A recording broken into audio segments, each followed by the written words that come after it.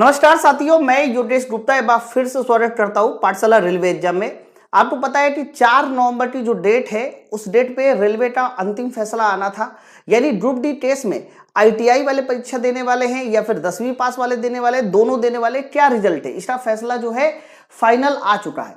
लेकिन कैट का जो फैसला होता है वो साइट पे अपडेट होने के लिए कम से कम 24 घंटे का समय लगता है।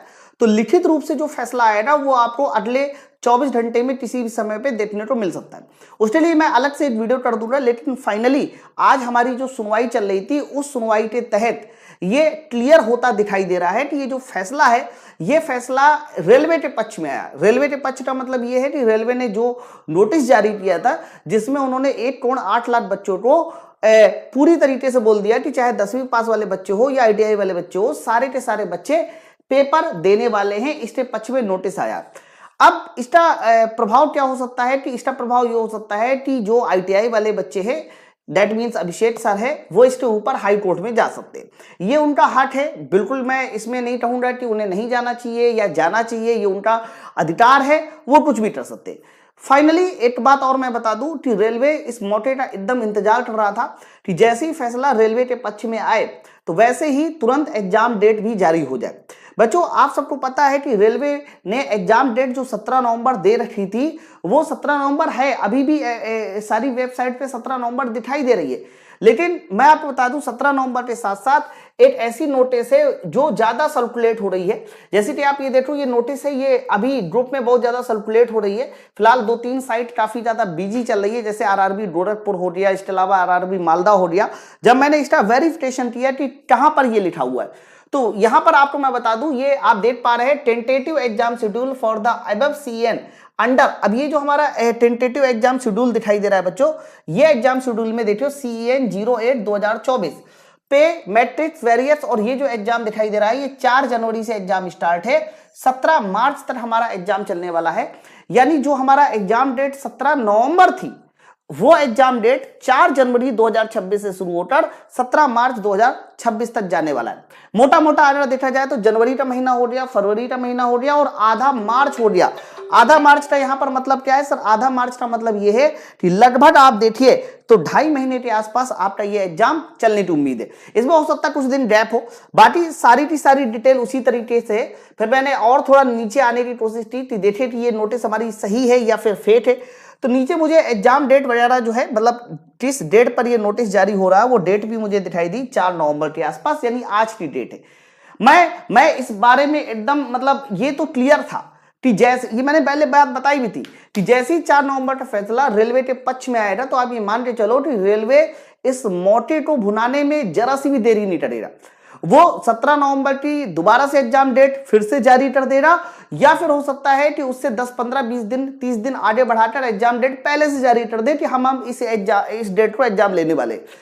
तो ये नोटिस मुझे सही भी लग रहा है और हो सकता है कि ये नोटिस फेक भी हो। लेकिन अगर ये नोटिस मेरे भाई फेक है, एक बार मैं मान लेता हूं कि सही है तो चलो ठीक है, लेकिन अगर ये नोटिस फेक है तो आप ये मान के चलो कि 90% जो है चांस अब ये है कि 17 नवंबर या उसके आसपास किसी भी डेट को आपका एग्जाम हो सकता है ग्रुप डी का। तो आप सब लोग तैयारी करते रहिए। 4 नवंबर का जो रिजल्ट है, ग्रुप डी 12th टेस्ट का फैसला है, टेट का फैसला है, वो कल तक आपको अपडेट मिल जाएगी। फैसला जो है वो 99% रेलवे के पक्ष में आया हुआ है। लेकिन आप ये मत समझना कि इससे फैसला क्लियर हो गया है, क्योंकि अभी जो दूसरे पक्ष के लोग हैं, यानी आईटीआई वाले बच्चे हैं, आईटीआई वाले हमारे सेठ सर है, वो जरूर हाई कोर्ट पे जाएंगे, 101% बात है, ठीक है। तो फाइनल जो रिजल्ट मुझे मिला है वो मैंने बताया।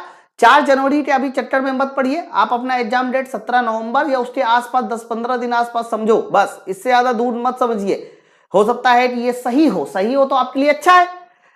अच्छा इसलिए कम से कम 3 से 4 महीने का समय तो मिल गया तुम लोगों को पढ़ाई करने का। अगर यही जो है रेलवे कह देता कि नहीं भाई 10 दिसंबर से पेपर है, 17 नवंबर से पेपर है, तो आपके पास तो बिल्कुल समय नहीं रहा, बात समझे ना।